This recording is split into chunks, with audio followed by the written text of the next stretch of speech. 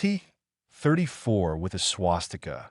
How the Nazis fought with Soviet tanks and what they thought about it. Imagine walking into a military museum in the Netherlands, say in Arnhem, and spotting something that stops you dead in your tracks.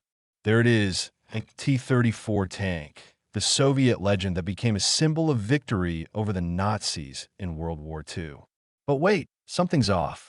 Instead of the red star you'd expect, it's got a big black German cross, the Bockenkreuz, slapped on its turret. What the heck is going on? How did a tank that struck fear into the German army end up fighting for them? And what was this critical flaw that German tankers whispered about? This isn't just a story about tanks. It's a saga of war, ingenuity, and the clash of technology and ideology.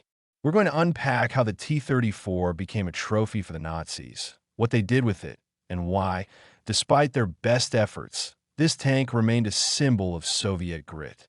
I'll throw in some of my own thoughts, dig into the economics of war, and pull in some historical facts to give you a fresh perspective.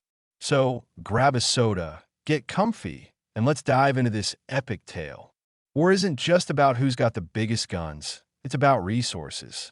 Armies fight for territory, sure, but they also grab anything that can give them an edge. Tanks, trucks, even the enemy's weapons. The Germans were pros at this. When they steamrolled through Poland, France, and Czechoslovakia in 1939 and 1940, they scooped up tons of enemy gear. One of their favorite hauls? Czech tanks like the Panzer 38T, built by the KD factory. These light tanks were zippy and reliable, and the Nazis used them like crazy during the invasions of Poland and France. Fun fact, a Russian émigré named Alexei Surin, who fled the Bolsheviks after the revolution, helped design those Czech tanks. Talk about irony. His work ended up arming the Nazi war machine. But while these Czech tanks were great against weaker armies, they got chewed up when the Germans invaded the Soviet Union in 1941. Soviet anti-tank guns tore through their thin armor like it was paper. German tanker Otto Carius, one of their top aces, later wrote, "The steel couldn't handle even near misses. Bolts and chunks of armor would fly inside like bullets." When the Nazis launched Operation Barbarossa against the USSR, they ran into tanks that changed everything. The T-34 and the heavy K-1. These Soviet machines were a nightmare for German crews, who found their own Panzer II and Panzer 38T tanks totally outmatched. That's when the Germans started grabbing Soviet tanks to turn them against their makers. Why did the Nazis want T-34s? By 1943, things were looking grim for the Germans on the Eastern Front. After crushing defeats at Stalingrad and Kursk, their tank divisions were running on fumes. Take the 2nd SS Panzer Division, Das Reich. By February 1943, they were down to just 21 working tanks. Desperate times called for desperate measures, and the Germans turned to capture T-34s, especially during the brutal battles for Kharkov, now Kharkiv, Ukraine. Historian V.A. Dinov notes that the Nazis nabbed about 50 working T-34s during this campaign, with half going straight to elite SS units. The Germans didn't just throw these tanks into battle as is.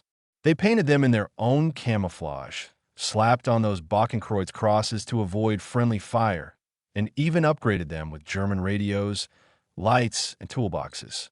The captured Kharkov tank factory became a repair hub, where the Nazis fixed up these T-34s to keep them battle-ready. This wasn't just scavenging, it was a full-on strategy, showing how much the Germans respected the T-34's capabilities. To get why the T-34 was such a hot commodity, let's break down what made this tank a legend. When it rolled out in 1940, the T-34 was a game-changer. Its sloped armor, beefy 76mm gun, and diesel engine made it a beast on the battlefield.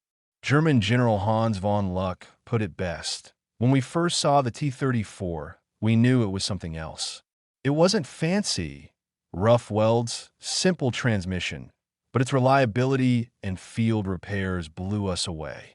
What made the T-34 so special? Sloped armor. The T-34's angled armor made it tough to crack. German 37mm guns, which were standard in 1941, often bounced right off its front plate. Diesel engine. Unlike the gas-powered German tanks, the T-34's diesel was less likely to catch fire and sipped fuel more efficiently. Simple design. The T-34 was built to be fixed fast, even in the chaos of war. Mechanics could patch it up with basic tools, which was huge on the vast Eastern Front. Off-road prowess. With wide tracks, the T-34 could plow through mud, snow, and rough terrain, perfect for Russia's brutal landscapes. Otto Karius, that German tank ace, summed it up. The T-34, with its great armor, perfect shape, and awesome 76.2mm gun, scared the pants off us. Every German tank feared it until the war's end. That's high praise from the enemy. The economic edge. Why the T-34 was a winner. From an economic standpoint, the T-34 was a masterpiece. The Soviet Union, despite losing huge chunks of territory early in the war, churned out over 35,000 T-34s from 1941 to 1945, making it the most produced tank of World War II. Compare that to Germany's 6,000 Panthers and under 2,000 Tigers. How the Soviets pull it off? Streamlined production. The T-34 was designed for mass production. Its parts were standardized, and it didn't need highly skilled workers, so factories could pump them out fast. Cheap materials. Unlike German tanks, which used scarce alloyed steels, the T-34 relied on simpler materials, keeping costs low. Sheer scale. The Soviet economy was all in for the war. By 1943, they were cranking out 15,000 tanks a year, while Germany struggled to hit 6,000. Economically, the T-34 was a war winner. It let the Soviets absorb massive losses and keep the pressure on. Germany, meanwhile, was bogged down by complex, expensive tanks that broke down often and took forever to build. That's why they turned to captured T-34s. They had no choice. In 1940, the Germans were cocky. They thought their tanks were unbeatable. General Franz Halder, head of the German Army's General Staff, wrote in his diary, "We don't know much about Russian tanks, but their armor and speed are inferior. Their optics are junk, and they're clunky to drive." Talk about underestimating the enemy.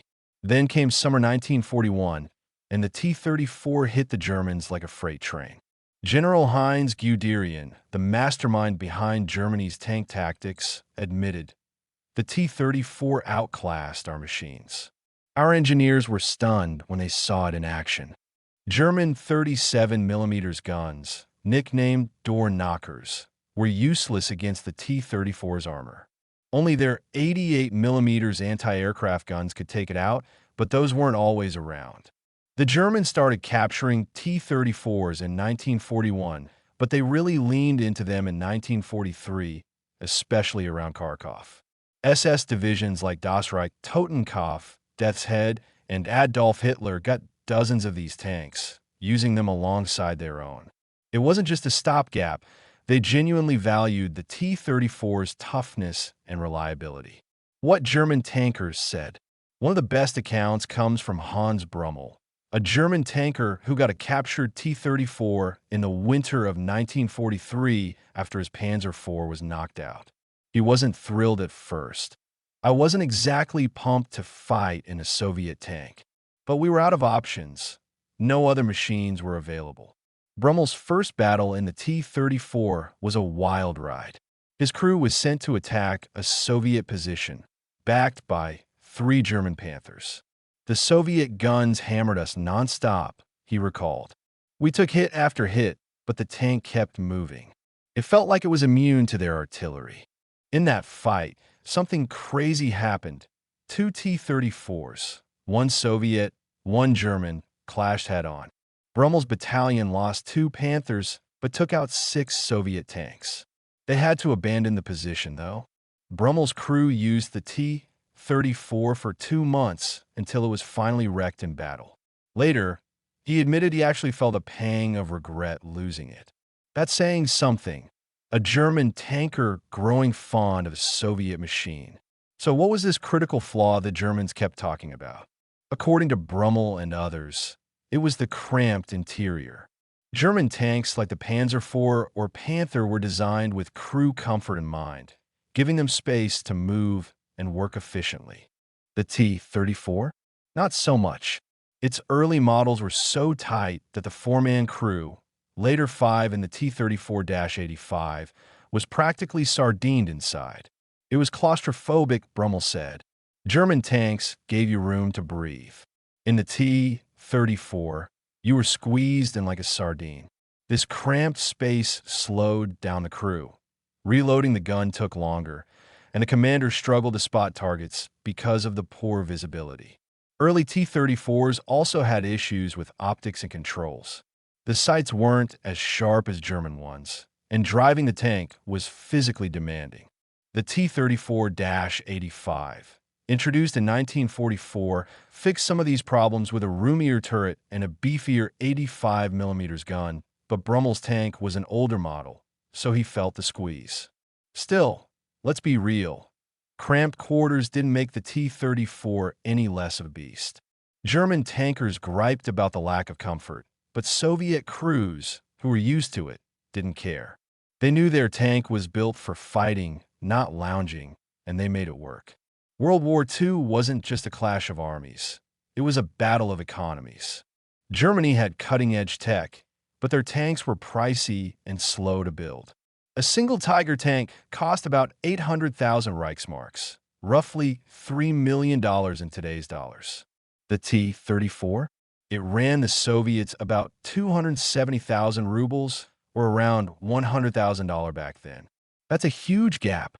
The Soviets turned their economy into a war machine. Despite losing massive swaths of territory in 1941, they relocated factories to the Ural Mountains and Siberia, pulling off one of the greatest industrial feats in history. By 1943, they were pumping out 15,000 tanks a year, while Germany limped along with under 6,000. The T-34's genius was its simplicity. It was designed to be built fast and cheap, using materials that were easy to get. This let the Soviets flood the battlefield with tanks, overwhelming the Germans through sheer numbers. Meanwhile, Germany's complex Tigers and Panthers were maintenance nightmares, constantly breaking down and eating up resources. The T-34 wasn't just a tank, it was a legend. Soviet tank ace Dmitry Lavrenenko racked up 52 kills in just 2.5 months in 1941, making him the USSR's deadliest tanker. His T-34 was a terror on the battlefield, proving what the tank could do in skilled hands. But there were dark moments too. The Germans' use of captured T-34s caused chaos, as Soviet troops sometimes mistook them for their own because of the similar silhouette. To avoid friendly fire, the Nazis painted huge Balkenkreuz crosses on the tank's turrets and sides. Then there's the wild story of Brummel's T-34 facing off against the Soviet T-34 in Kharkov. It was like a mirror match, same tank, different flags. These moments show just how intense and unpredictable the war was. The T-34 wasn't perfect. It was cramped, its early optics weren't great, and it was a beast to drive. But it wasn't built for comfort, it was built to win. Its simplicity, toughness, and sheer numbers broke the back of the German army. Even the Nazis, who started the war mocking Soviet tech, ended up respecting it.